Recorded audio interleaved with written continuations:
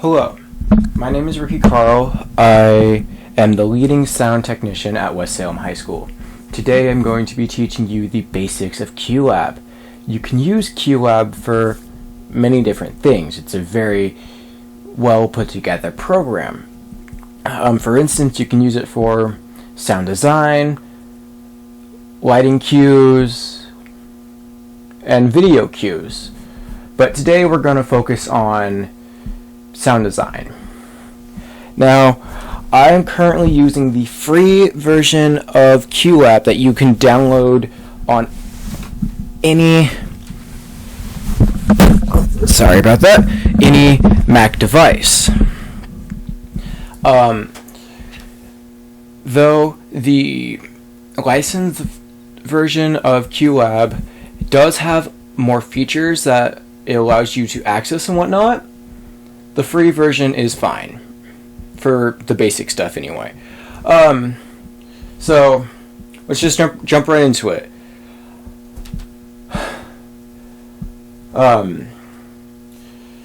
So at this point, you should have the sound cues that you want to put into QLab to run for your show.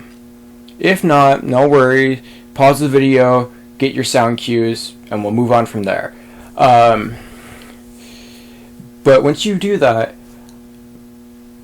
open your Google Drive, where you should theoretically have them stored because it's just a lot safer. So I'm going to pull up my tab here. Okay, so this is my Google Drive. I'm going to open my old sound story that I did for a project at West Salem High School. Okay, notice how it is set up into 3 parts. Those parts consist of the story explaining it to the director, and the files that go into QLab, and then your sound effects. You need to have all of these labeled exactly how I do so. You need to have them labeled exactly as I do currently, because it just makes it a lot easier for QLab to understand what's going on. So, once you have all your sound effects in your sound effects folder and downloaded to the computer that you actively plan to use QLab in to run your show, you go back over to your file, your drive, you click on QLab. Okay, and you click on QLab. Sorry. Oh, yeah, okay, no. I'm sorry, this is my first time teaching like this, so I apologize if it's choppy or just bad, but I'm doing my best. So you go into QLab, you put your file in there once you have it complete. We will worry about that later, but for now, we're going to go into QLab. Now, I currently have 2 open. Don't worry about this one here. We'll get into that in a second. So, for this, when you open up QLab, you'll have to open a new, you'll have to go up to File, and then start a new workspace template, right, which will pull it up. So, from there, you can drop your sound effects into it, and then order them however you need for the show you're currently working on. So I'm going to do that now. Just bear with me while I get my sound effects.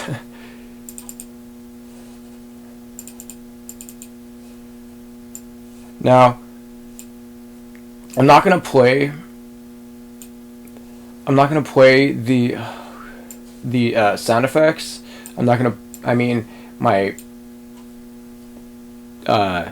My project here, because it's kind of very loud and very all over the place, but like it does work. I'm just going to show you how to set up the basics for your own project. Okay, so once you have your sound in, I'm going to put more than one just so I can show how to do this. And it's really easy as long as you have the stuff labeled how I do so, and then put the entire folder from your drive onto your desktop. That way it can find That way QLab can find the files and sound effects a lot easier. Now from there, after you put in your desired sound effects, you can rearrange them however you want by clicking and dragging. You know, see here. I'm going to move this up so you can see the bottom here. Okay, once you click on one of your sound effects, you have all this stuff on the bottom here where it's pretty self-explanatory. QLab is very intuitive. If you spend about 5 minutes with it, you can understand the basics, but I am going to go over what I think is important in this video. You can change what your cue is labeled as, which helps your stage manager greatly to know what cue you currently have in your program. And then from here you set up your follow cues if need be. We'll go into that. Hold on. In this tab here, it allows you to modify how long your sound file is, or if you want it to loop or whatever, you know. Here in this tab, you can choose where your sound is coming out of. Here currently I only have one active, and you can also choose how loud you want that individual sound to be once you click on it. See how this one is clicked on, and you can just modify it to make it as loud or as quiet as you want.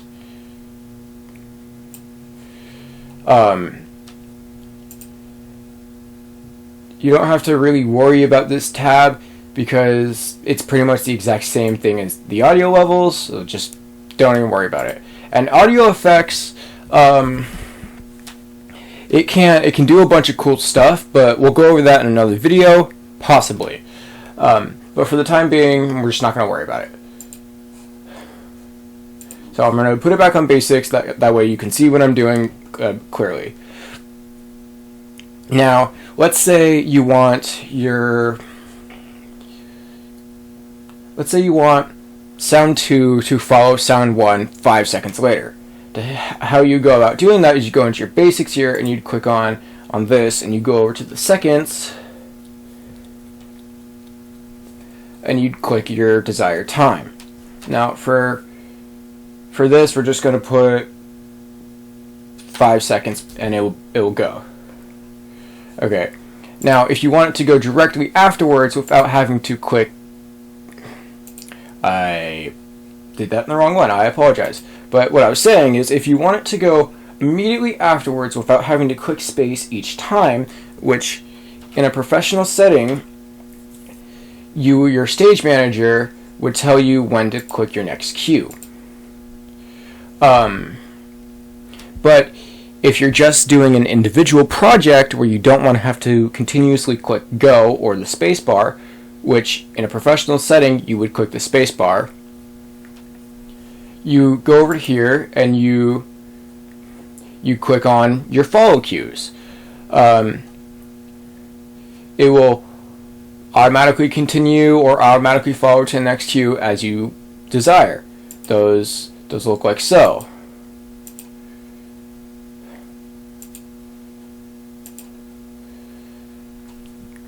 And if let's say you are setting it up to just go straight through without having to click go over and over again, you would set up your follow cues, but let's say you want it to go at a specific time. That's when you would click your post wait or pre-wait. Pre-wait is how much time is desired before the sound, how much time is needed after the sound to continue the next cue. But other than that, it's really, really easy and self-explanatory.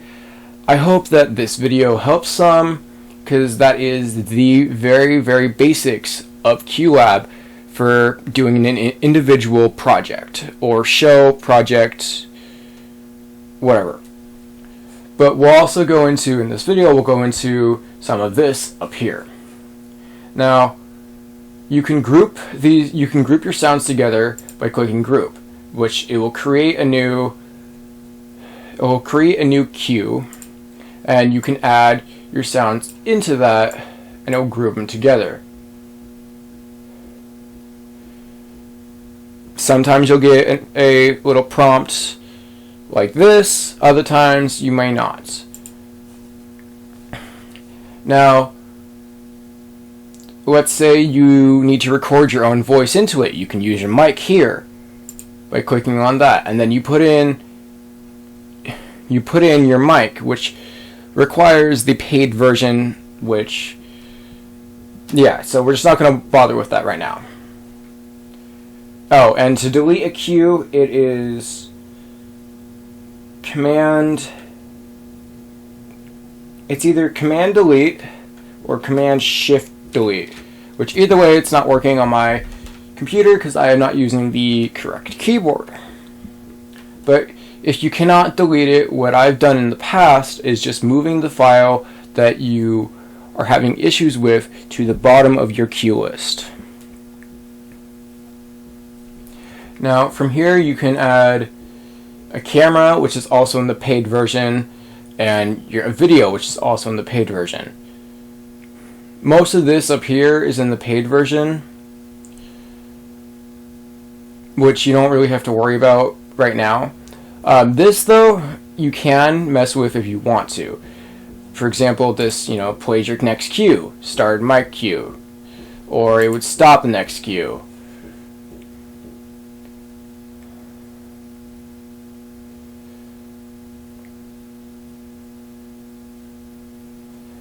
Like I said, QLab is very intuitive. As long as you have the time to put into it, you can pretty much get anything done with it. It's very, very intuitive, and yeah, that's pretty much it. I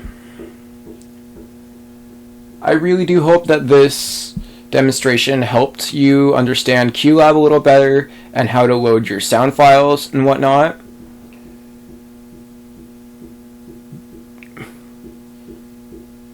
Yeah, but I hope you enjoyed. I will be making another video in the future to recover this if there's any questions on this. But for now, this is the bare basics of QLab, the sound version of it anyway.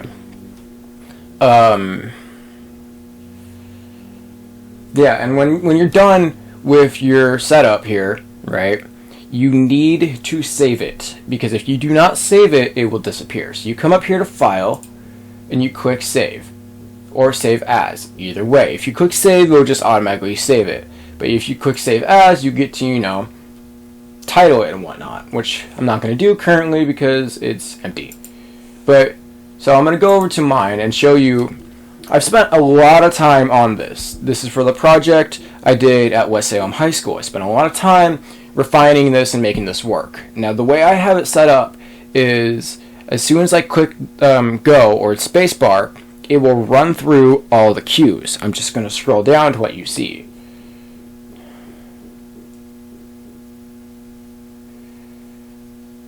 Like, all of them are in follow queues because I wanted this to just run by itself. But if you are working with a stage manager, you do not want to put it in a follow queue unless you, the sound designer, thinks that that's the best option. But yeah, that's pretty much the basics of QLab, and I hope you enjoyed this video. I hope it helped you understand QLab better, and yeah, have a good day. My name is Rikki from West Salem High School. Bye-bye.